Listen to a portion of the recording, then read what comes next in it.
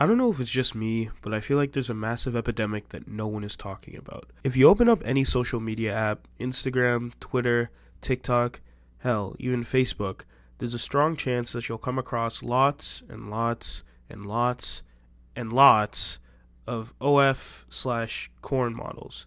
For example, last night I was taking a nice little scroll through my reels and a reel popped up of something uh, suggestive. This was a bit odd considering I had made a completely new Instagram a few months prior, and I made sure to keep myself far away from anything like that. I clicked the not interested button and moved along with my life. I scrolled down again. Funny meme.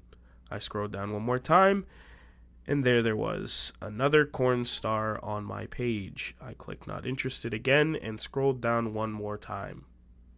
And there was another model. At that point, it didn't even weird me out. I just got really pissed off, and so I closed the app and just watched X-Men First Class. But then I remembered. My friend asked me about something similar a few weeks prior. He's a pretty straight-cut guy, and he doesn't really like any of that stuff, so he's pretty, no-nonsense. But he spoke to me about how he's been getting a lot of corn stars on his Instagram, and I started thinking, who uses Instagram, TikTok, and Twitter the most? Realistically, it's young people between the ages of 13 to 20, and what do all of these apps have in common? They're run by three really rich people that are now known to be right-wing. Now hear me out, I may be reaching with this, but what if the so-called gooner epidemic is intentional? What if we're all being purposefully pushed this to further the support of the right? Let me explain. The manosphere has been the staple of the neoconservative right-wing space for the last few years.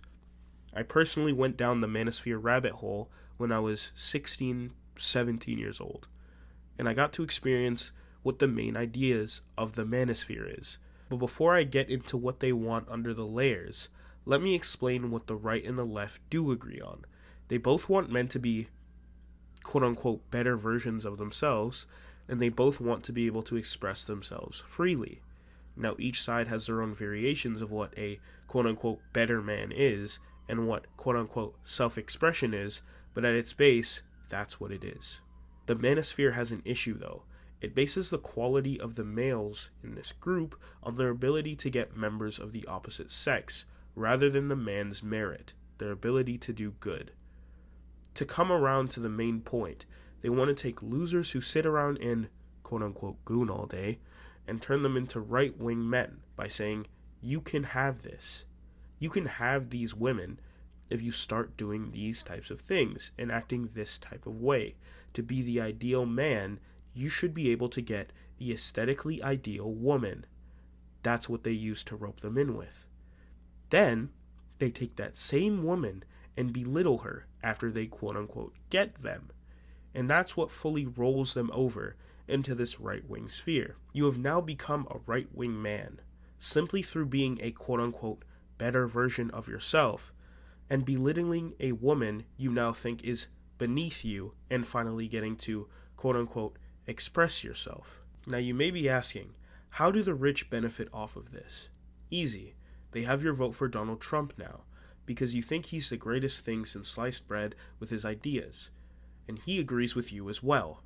And they continue to benefit off of Trump's new policies while you continue to stare at the unattainable, doing all of this because the main people using these apps are young and impressionable. But don't take what I'm saying as fact or anything.